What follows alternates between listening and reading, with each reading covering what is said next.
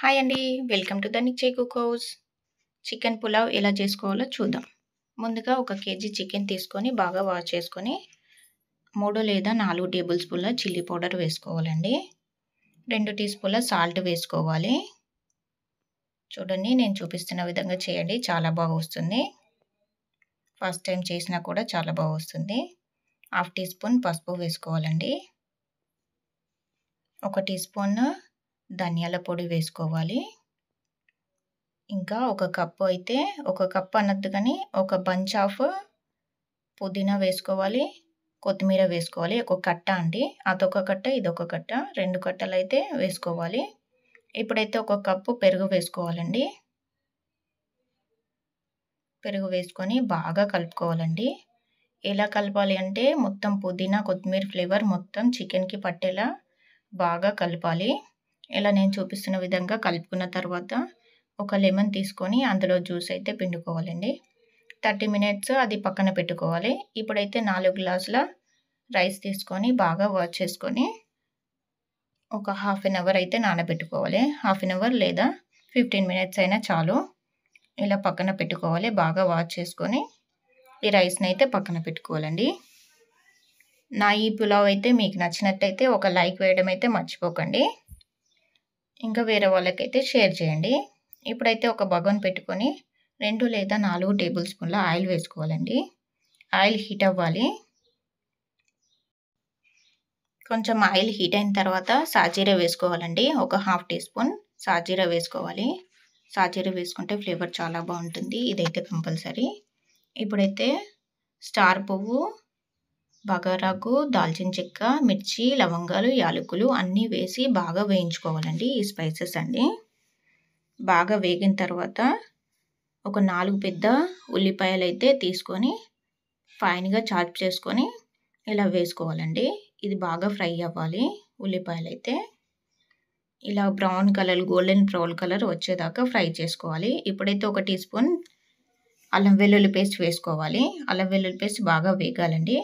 ఇది వేగిన తర్వాత 1 కప్పు టమాటాలు వేసుకోవాలి. 4 టమాటాలు అండి, చిన్నవి, పెద్దవి అయితే 2. ఇలా సాఫ్ట్ అయ్యే వరకు చేసుకున్న తర్వాత మనం ముందుగా మ్యారినేట్ చేసి పెట్టుకున్న చికెన్ అయితే ఇందులో వేసుకోవాలి. మీరు ఎప్పుడైనా చేసుకున్నారా చికెన్ పులావ్? ఎప్పుడైనా చేసుకుంటే ఇలా ఒకసారి ట్రై చేయండి. నేను చూపిస్తున్న విధంగా ఎలా వచ్చిందో అయితే కామెంట్ బాక్స్లో అయితే కామెంట్ పెట్టండి. ఇప్పుడైతే ఆయిల్లో 2 నిమిషాలు ఇట్లా మీడియం ఫ్లేమ్లో పెట్టుకొని బాగా ఫ్రై చేసుకోవాలండి. ఫ్రై చేసుకున్న తర్వాత మూత పెట్టుకోవాలండి. ఒక 5 మినిట్స్ మూత పెట్టుకొని మీడియం ఫ్లేమ్లో పెట్టుకోవాలి. ఇప్పుడు ఒక 5 మినిట్స్ తర్వాత మూత తీసి చూస్తే ఆయిల్ ఫ్లోట్ అవుతుందండి. పైన తేలుతుంది ఆయిల్ అయితే. ఇలా తేలిన తర్వాత ఇంకొక 5 to 10 మినిట్స్ ఉడికిన తర్వాత చూస్తే ఒక 60% కుక్ అవుతుంది. వాటర్ తేలుతున్నాయి, కొంచెం చూడండి. 60% కుక్ అయ్యాక ఒకసారి చెక్ చేసుకోవాలి. ముక్క గట్టిగా ఉందో సాఫ్ట్గా ఉందో. కొంచెం గట్టిగానే ఉండాలి. ఇప్పుడైతే నానబెట్టుకున్న రైస్ అయితే ఈ చికెన్లోకి వేసుకోవాలండి మొత్తం. మీరు ఏ గ్లాస్తో అయితే రైస్ తీసుకుంటారో ఆ గ్లాస్తో అయితే వాటర్ అయితే పోసుకోవాలి. అలా పోసుకుంటేనే మన పులావ్కి కరెక్ట్ క్వాంటిటీ అవుతుంది. చూసుకోండి, ఏ గ్లాస్తో అయితే రైస్ పోసుకుంటున్నారో ఆ గ్లాస్తో అయితే వాటర్ పోసుకోవాలి. మనం నానబెట్టుకున్న వాటర్ కూడా పడేయకుండా ఆ నానబెట్టుకున్న వాటర్ కూడా ఇందులో పోసుకుంటే బాగుంటుంది. చూడండి, నేనైతే 8 గ్లాసుల వాటర్ పోసుకున్నాను. 4 గ్లాసుల బియ్యానికి 8 గ్లాసుల వాటర్ పోసుకొని చికెన్లో అయితే మిక్స్ చేసుకుంటున్నాను. ఇలా వాటర్ అయితే పోసుకున్నాను. ఇలా వాటర్ పోసాక అయితే మూత పెట్టుకొని ఒక 5 నిమిషాలు ఉంచుకోవాలండి. 5 నిమిషాల తర్వాత తీసి చూడాలి. 5 నిమిషాల తర్వాత చూడండి, కుక్ అవుతుంది.